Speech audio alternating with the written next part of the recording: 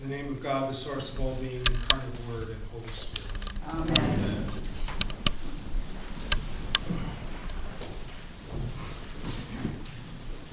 Somewhere, sometime in the course of my training, the formal education preparing me for this very moment, I learned that Advent was not about the end of the world.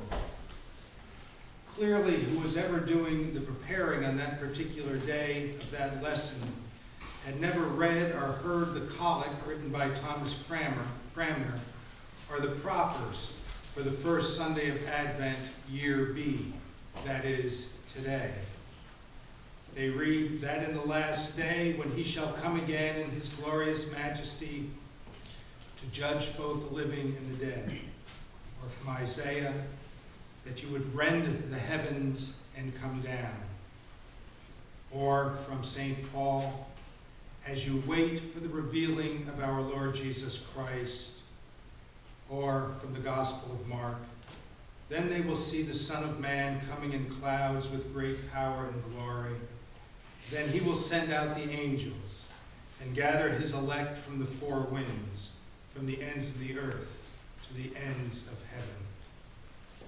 I would like to assure you that we are among those elect. Advent may not be only about the end of the world, but it would be difficult, if not impossible, to speak meaningfully about the hope of Isaiah, the admonition of St. Paul, or the apocalyptic vision of St. Mark, without least mentioning that what each of them had in mind was an end of human history as we know, that is perfected in God, that is perfected by God, entering human history cataclysmically. There are times in history, in our own life, at the height of the Cold War, that the end seems inevitable and imminent. There have been times in human history, times of persecution and great suffering, that the end even seemed virtuous. I teach our children that for Christians, every generation is living every day in the season of Advent. Every day living for Christ's return. Every day living as if Christ's return is inevitable and imminent. Every day we yearn and live for the establishment of the perfected regime of God on earth, in which every tear has been wiped away, and in the words of St. John the Divine, death shall be no more, neither shall there be mourning, nor crying, nor pain any more. The first things are passed away. The meaning of the season of Advent, the meaning of the anticipation of the birth of Christ, is the accomplishment of these visions as a way of life. We are gravid, we are pregnant with the Christ child in this imperfect and troubled world where there is still death aplenty and crying and mourning and pain.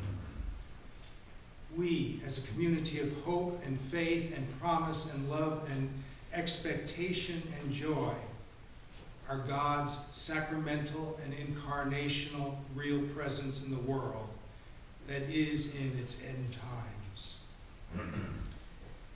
As we await God's final perfecting of the world, we give witness to this perfecting in our way of life, toward one another and outwardly toward the world.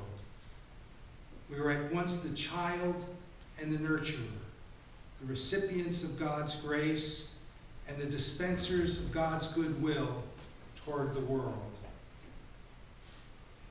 This is an inordinately difficult vocation. It is to mother the world because the world is in some profound sense God's body, God's gift, God's creation. And what we know as we live in this world of God's creation is that much of the death, many of the tears, much of the pain that truly do exist exist at the hands and intentions of some of those creatures of God by people whose goodness has been profoundly warped. It is not easy to stand up faithfully to all of that and to testify to God's love. In this season in which we find ourselves pondering, on the one hand, birth, on the other hand, death, this is manifestly true of me, as a title will soon be imposed upon me, grandfather. The responsibility in the context of the shadow of my own death is to teach the newborn how to live in this world of God's own making. Death on the one hand, birth on the other. Our Advent banner displays another profundity, the incredible vulnerability of this venture. Mary and Joseph with a donkey, making their way in a treacherous world, with God within them, bringing God, birthing God at the end of times. God dealt with this world with inordinate respect, the respect that gave birth to his Son on this earth. Advent anticipates birth, but it also anticipates Good Friday and life lived with integrity in the context of end, that is, death. Trusting that in the midst of all of this, there is resurrection awaiting. When we fail at this impossible task, at our vocation, we fail but don't allow the embarrassment of our failures to stifle our continued journey. As you wait for the revealing of our Lord Jesus Christ, writes St. Paul.